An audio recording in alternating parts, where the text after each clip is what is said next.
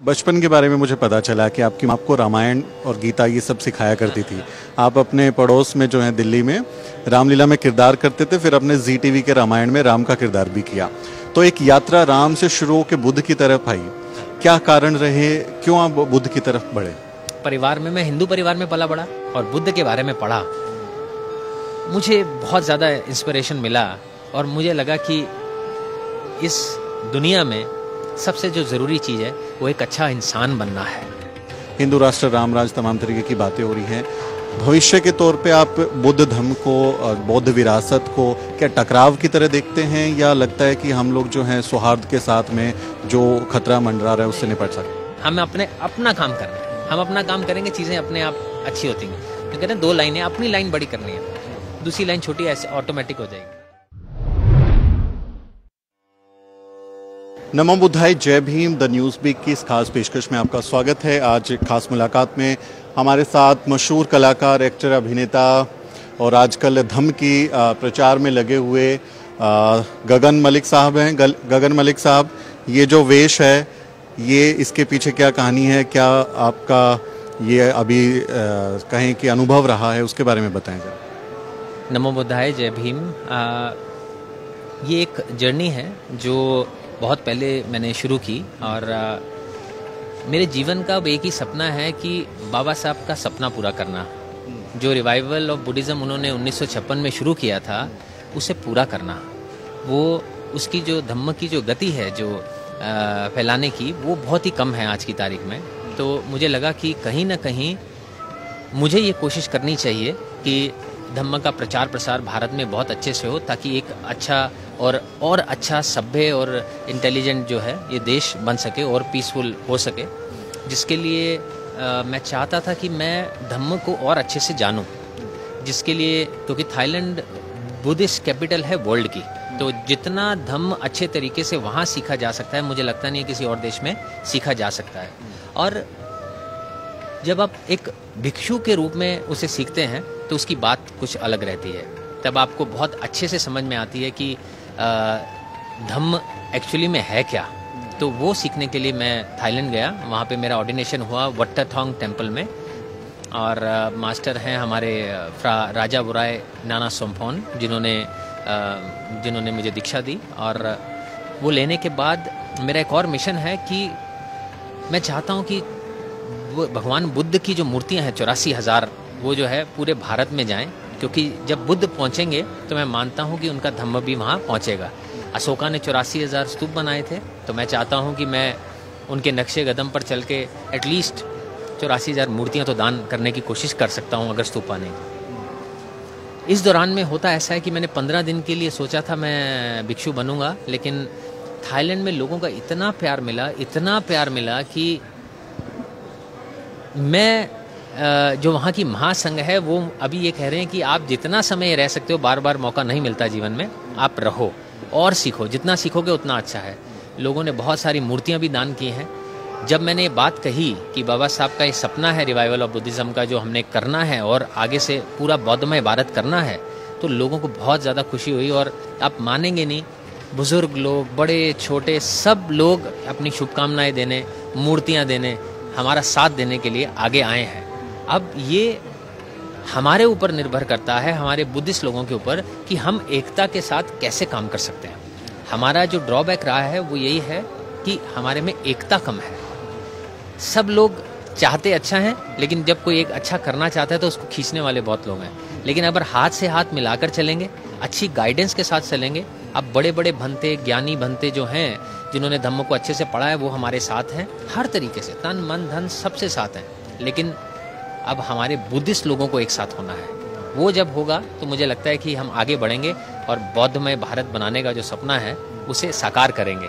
तो अब वहाँ से मैं आया हूँ, तो मैं चाहता हूँ एक बार बोध गया जाएं, वाराणसी जाएं, कुशीनगर जाएं, मुंबई जाएं, नागपुर जाएं, इंदौर जाएं, बाबा साहब की दीक्षा भूमि में जाएं, उनके जन्म स्थान पर जाऊं, इन सब जगह आशीर्वाद लूं, ताकि मुझे एक नई ऊर्जा मिले और मजबूती आए। आज थाईलैंड पूरा मेरे साथ है और धीरे धीरे जो हमारे देश के बुद्धिस्ट भी हैं वो भी मेरे साथ दे रहे हैं और मुझे लगता है कि कामयाबी ज़रूर मिलेगी। थाईलैंड में श्रामनेर पबज्जा का शिविर कैंप लिया है, उसमें क्या कुछ सीखा बुद्ध के बारे में, जो धम्म है उनकी शिक्षाओं के बारे में, क्या कुछ नया अनुभव वहाँ से सीखे? देखिए, पहली चीज़ तो बहुत ज़रूरी है। देखिए, जब धम्म की बात करेंगे तो बहुत सारी चीज़ें हैं, कुछ पहले से जानना करना। अगर मैं यहाँ धम्म की बात करूँगा तो बात लंबी चली जाएगी, है ना। प्रेजेंट में जीना सबसे इम्पोर्टेंट है, माइंडफुलनेस के साथ। सती, समाधि और पन्या, ये सबसे इम्पोर्टेंट 3 चैप्टर हैं बुद्धिज़्म के। अगर आप मेडिटेशन करते हैं, समाधि करते हैं, तो सती डेवलप होती है। माइंडफुलनेस जब होती है, कॉन्टिन्यूसली आप माइंडफुल रहते हैं, तो विजडम आता है, और जब विजडम आता है तो आपको ज्ञान की प्राप्ति होनी शुरू हो जाती है। आप सही इंसान बनते हैं, सही राह पर चलना शुरू होते हैं और धीरे धीरे निर्वाण की ओर बढ़ना शुरू होते हैं। इसको और बड़े से मैं समझा सकता हूँ, लेकिन अभी समय की कमी है। अब धम्म की बात करें, बुद्ध का धम्म क्या सीखा है? बुद्ध का धम्म तो बहुत बड़ा है, जितना मैंने आपको छोटे से इसमें बताया। इसमें बहुत सारी चीज़ें हैं, अगर हम बात करेंगे फुर्सत से हम ये ज़रूर जानना चाहेंगे। हाँ, ये धम्म टॉक होनी बहुत ज़रूरी है। जो इम्पोर्टेंट मैं चाहता हूँ, जो मैसेज आना चाहिए, भिक्षुओं का सम्मान कैसे करना है वो हमें सीखना है। एक बुद्धिस्ट डिसिप्लिन में कैसे रहता है वो हमें सीखना है। यहाँ पर उस चीज़ की मुझे बहुत कमी दिखती है, और नए मंक्स और बनने चाहिए, ऑर्डिनेट होने चाहिए भिक्षु। वो कैसे होंगे वो सीखा है। कल्चरल आदान प्रदान कैसे हो, कि भारत से थाईलैंड जाएं, थाईलैंड से कुछ लोग इधर आए, नए भिक्षु बने जो बुद्ध का धम्म फैलाएं। इस पर काम करना है, ये बहुत ज़रूरी है। मलिक साहब, आपका बारे में मैं जब स्टोरी के लिए मैं आ रहा था तो मैं बहुत सारी रिसर्च कर रहा था। आपके बचपन के बारे में मुझे पता चला कि आपकी माँ आपको रामायण और गीता ये सब सिखाया करती थी। आप अपने पड़ोस में जो है दिल्ली में रामलीला में किरदार करते थे, फिर अपने ZTV के रामायण में राम का किरदार भी किया। तो एक यात्रा राम से शुरू होकर बुद्ध की तरफ आई। क्या कारण रहे, क्यों आप बुद्ध की तरफ बढ़े?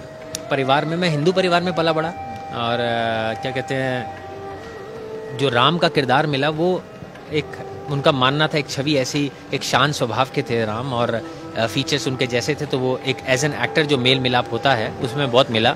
और जब भी मैं कोई किरदार करता हूँ तो उसके बारे में पढ़कर उसे स्टडी करके अच्छे से करता हूँ। मुझे अच्छा लगा, वो किरदार किया मैंने।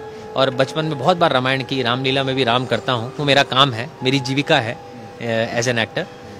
लेकिन जब मैंने श्री सिद्धार्थ गौतम फिल्म की, श्रीलंका की, और बुद्ध के बारे में पढ़ा, मुझे बहुत ज़्यादा इंस्पिरेशन मिला, और मुझे लगा कि इस दुनिया में सबसे जो ज़रूरी चीज़ है वो एक अच्छा इंसान बनना है।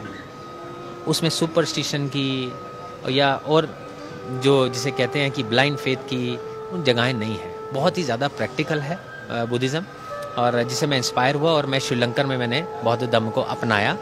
और उसके बाद मैंने सोच लिया कि अगर मुझे कंप्लीट बुद्धिस्ट बनना है तो मुझे धम्म का प्रचार प्रसार करना ही होगा। तो इसलिए मैंने बौद्ध धम्म अपनाया। जैसे ही मैंने वो फिल्म की और पढ़ा, मुझे लगा इससे बड़ा खजाना इस दुनिया में और कोई नहीं है। क्योंकि आपके पास समय की कमी है तो एक आखिरी सवाल ले रहा हूँ छोटा सा। अब बाबा साहब डॉक्टर अम्बेडकर की बात कर रहे हैं, बुद्ध के धम्म संदेश की बात करते हैं, लेकिन वर्तमान भारत की जो राजनीति है वो एक खास विचारधारा की तरफ जा रही है, जिससे हमारा लगातार टकराव होता है। हिंदू राष्ट्र, राम राज, तमाम तरीके की बातें हो रही हैं। भविष्य के तौर पे आप बुद्ध धम्म को, बौद्ध विरासत को क्या टकराव की तरह देखते हैं, या लगता है कि हम लोग जो हैं सौहार्द के साथ में जो खतरा मंडरा रहा है उससे निपट सकते हैं? हमें अपने काम की तरफ देखना है, तो दूसरा क्या कर रहा है उसके बारे में अभी नहीं सोचना है। अगर आपका माइंड प्योर है, आपका दिल सच्चा है, आप सच्चे मन से जो काम करना चाह रहे हो, तो आप सक्सेसफुल होगे ही होगे। जीत आपके कदम चूमेगी। अगर हम इसमें हेट्रेड और जेलसीज में चले गए कि वो ऐसा कर रहा है तो हम ऐसा करेंगे, इसने ऐसा किया तो ऐसे किया, तो वो बुद्धिज़्म नहीं है। बुद्धिज़्म इन चीज़ों से परे होना सिखाता है। हम बुद्ध के धम्म की बात करेंगे और बाकी जो है राष्ट्र पर छोड़ेंगे कि उनको शांति का मार्ग कौन सा दिखता है। हम अपना काम करेंगे धम्म बांटने का, प्रोपोगेशन ऑफ धम्मा। जो बुद्धा की टीचिंग्स हैं वो आपको एक अच्छा इंसान बनाती हैं। वो आप भले हिंदू हैं, मुस्लिम हैं, सिख हैं, क्रिश्चियन हैं, आप बेहतर इंसान हो जाएंगे। उससे कोई फर्क नहीं पड़ता आप कौन से धर्म के हैं। तो उसका प्रचार प्रसार हमें करना है और उसके लिए हम आगे बढ़ेंगे। हम जो बुद्ध की टीचिंग्स हैं बुद्धिस्ट और नॉन बुद्धिस्ट सबके पास लेके जाने की कोशिश करेंगे, वो सपना है। तो मुझे लगता है कि इन टकराव में जाने की ज़रूरत नहीं है, हमें अपना काम करना है। हम अपना काम करेंगे, चीज़ें अपने आप अच्छी होती हैं। तो कहते हैं 2 लाइनें, अपनी लाइन बड़ी करनी है, दूसरी लाइन छोटी ऐसे ऑटोमेटिक हो जाएगी। थैंक यू सो मच, बहुत साधुवाद, आपने हमसे बात की। आप लोग एक बड़ी ताकत हैं। आप जब देश विदेश तक ये चीज़ें लेके जाते हैं तो भी इसे भी मैं एक तरह का प्रचार प्रसार कहता हूँ, जो भी एक अच्छा बुद्धिस्ट होने का प्रूफ देता है। बहुत बहुत मैं भी आपका शुक्रिया अदा करता हूँ कि आज आपने मेरा इंटरव्यू लिया और मेरी बात लोगों तक पहुँचाई। और आप कभी फुर्सत में बैठेंगे तो लंबी चर्चा करेंगे। गगन साहब की फ़्लाइट है तो वो अभी जाने वाले हैं। इस चर्चा पर गगन साहब ने जो बातें बताई हैं धम्म के बारे में, उस पर आपका क्या कहना है कमेंट में लिखें और हमारे चैनल को ज़रूर सब्सक्राइब करें। मेरा नाम सुमित चौहान है और इस वीडियो स्टोरी में मेरी मदद करें मेरे सहयोगी मोहित। फिर किसी वीडियो में मुलाकात होगी। नमो बुद्धाय, जय भीम।